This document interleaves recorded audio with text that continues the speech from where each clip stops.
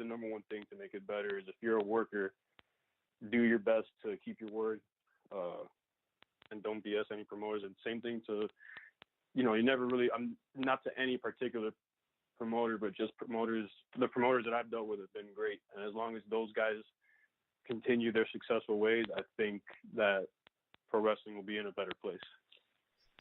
Absolutely. Great stuff, guys. Thank you. Thank you again so much. Thank you to Barrington Hughes. We had lost him, and that's okay. Again, it's live. Uh, Thank you to Dan, Ragu, and Santeria Cortez. Again, thank you all so much for joining me for this chat, and hopefully we'll get to do this again sometime soon. Best of luck this weekend and all your other upcoming shows, and be safe, guys. Thank you so much. Absolutely. Thank you so much. Hopefully I'll catch you at WrestleMania weekend. Yeah, hopefully. Absolutely. Take care, guys. Thank you. Take care. All right. Ladies and gentlemen, Santeria Cortez, Dan Ragu, Barrington Hughes had joined us before. Now, that sucks that we had lost Barrington, but again, live podcasting and things happen, which is okay. Definitely good stuff that they had offered, and I definitely agree with Santeria where he has said that the the women that are coming to these shows is amazing. The young girls, the little girls that are watching, that now they have like an idol to look after that's not a man. You know what I mean? Because it was a male-dominated field for a long time. Barely any women's wrestling was being watched or showcased in the proper way, and to answer the question myself verbally, current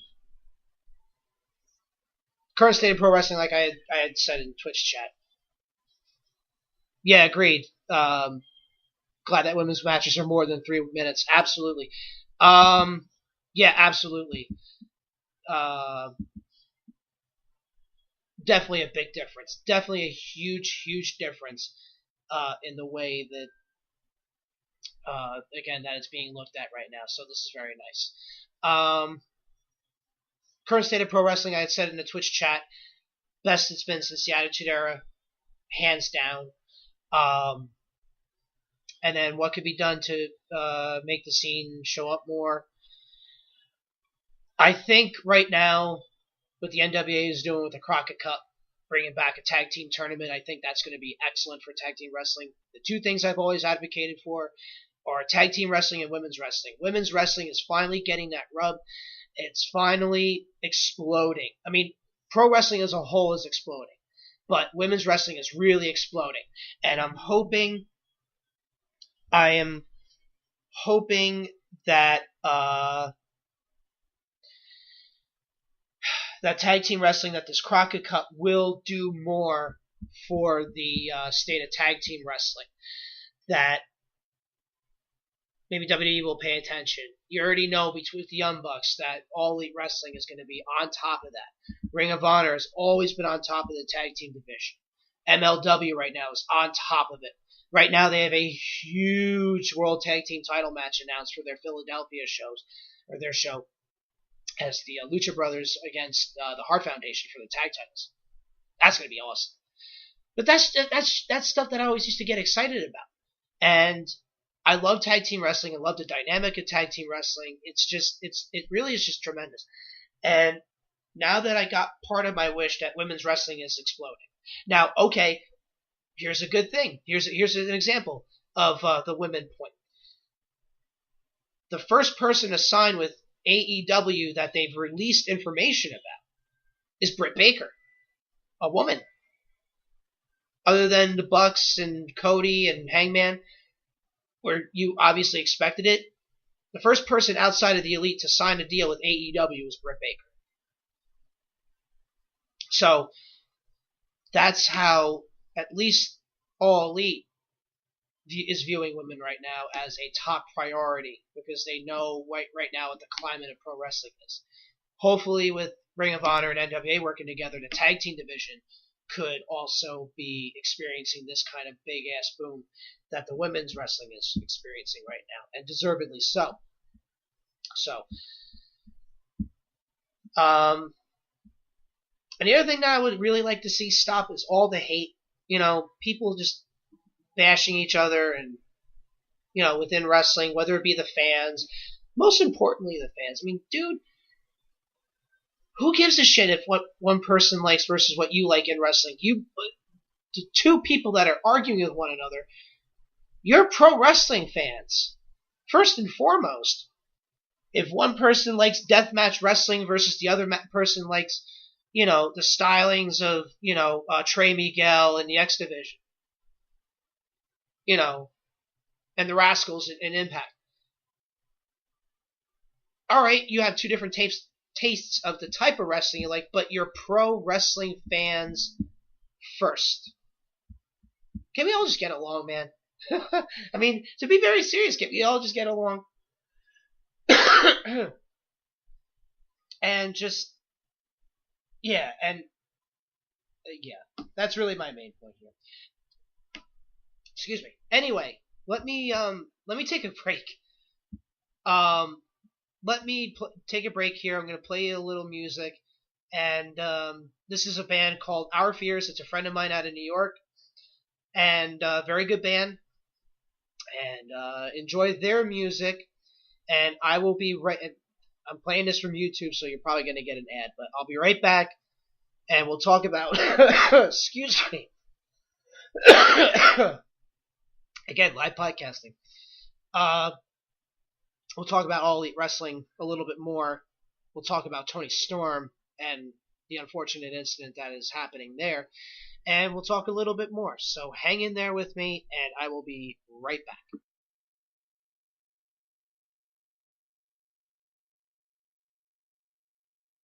Hey, how's it going? Ever heard about this game called League of Legends? Well, you're hearing about it now. Check it out. Each game you get put...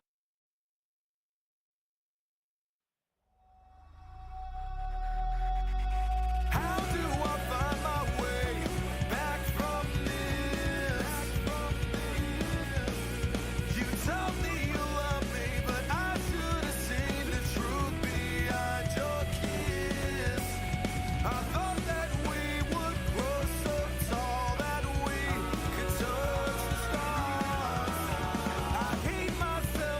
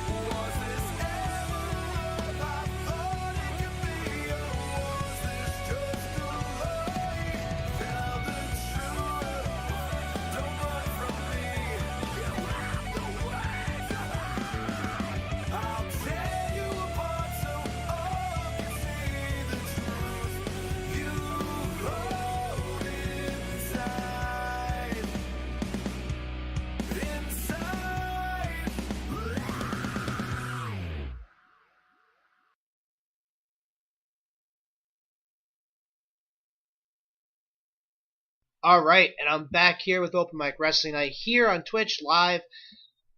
Thank you all for joining me, and let me get to this because obviously, as you can tell, I'm still trying to get adjusted to get notifications and all that sort. So thank you to Tron_TTV for the follow, and Sleepless Elite Gaming for the follow as well. And you've been here for most of the show. Thank you so much. To answer your question here in the chat, well, thank you for watching while you're at work. I hope you're not in trouble. You're not going to get in trouble. That's first and foremost. Second, question to you is, how do you feel about the Bullet Club and the constant revolving of leaders from Finn, AJ, Kenny, and now Jay White? It feels like it's being watered down. Yeah, a little bit, a little watered down.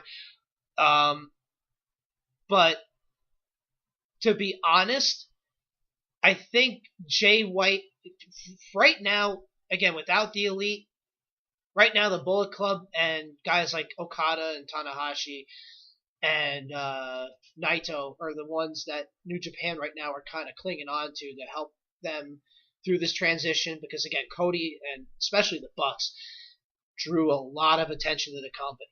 And the Bullet Club, when they first started, yeah, they drew a lot of attention. It was something interesting. It's still interesting, but it is indeed turning into the NWO. I didn't like how Jay White had an unceremonious coronation. That he was basically declared the leader by default. There was no turn, or there was nothing really storyline wise. Again, I don't follow New Japan as elaborately as I probably should, to be very fair. But I think Jay White as the leader right now is great. I think he is that next big star, like the mega star waiting to happen. He has a good look about him. His matches are good. His mannerisms in the ring are just so... There's a story being told. I love Jay White. I love the fact that he's getting that chance now to have that showcase match with Okada. That's going to be amazing at Wrestle Kingdom. Later tonight, actually, if you're watching from the United States. Probably starting... I don't even know what time it starts on the East Coast, but I know it's tomorrow. And